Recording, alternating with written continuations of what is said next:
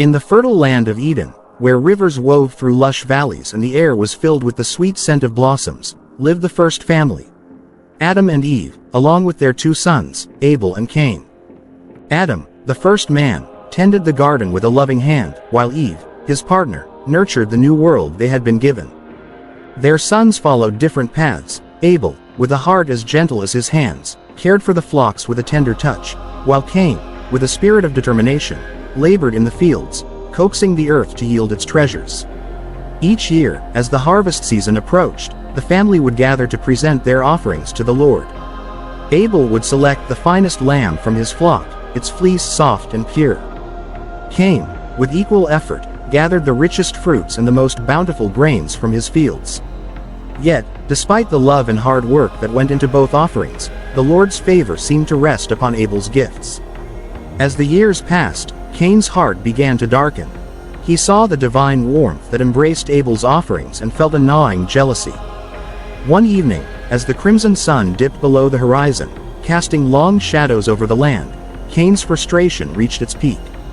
In the dim light of dusk, Cain approached Abel with a troubled expression. "Why does the Lord favor your offerings over mine?" he demanded, his voice tight with resentment. Abel, ever the peacemaker, met his brother's gaze with calm eyes. "It is not the offering itself but the heart behind it that matters. The Lord sees our intentions," he replied gently. But Cain's anger had taken root, and he could not quell the storm raging within him. In the quiet of a secluded grove, where the air was thick with unspoken tensions, Cain's frustration erupted. He led Abel into the grove, the shadows lengthening as they walked.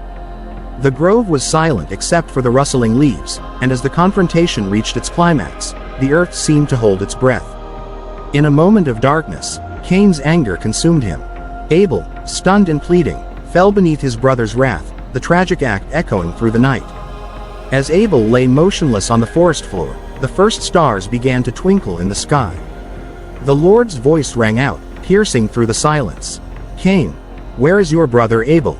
Cain, trying to evade his guilt, replied with a trembling voice, "I do not know. Am I my brother's keeper?" The Lord's response was filled with sorrow and gravity. "Your brother's blood cries out from the ground."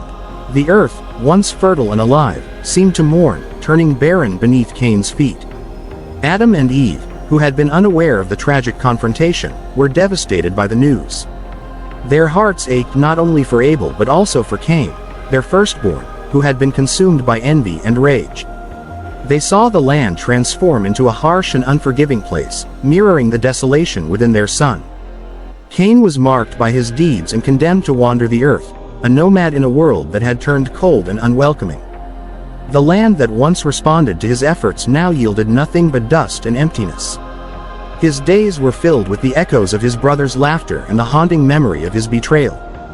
The tale of Cain and Abel, woven with the sorrow of Adam and Eve, became a timeless legend, a story of envy, loss, and the heavy cost of forsaking compassion. It served as a poignant reminder to future generations of the importance of empathy, the destructive power of jealousy, and the need to cherish and protect the bonds of family. In the annals of history, the flame of rivalry burned brightly, casting its light on the profound lessons of love, integrity, and the enduring impact of our choices.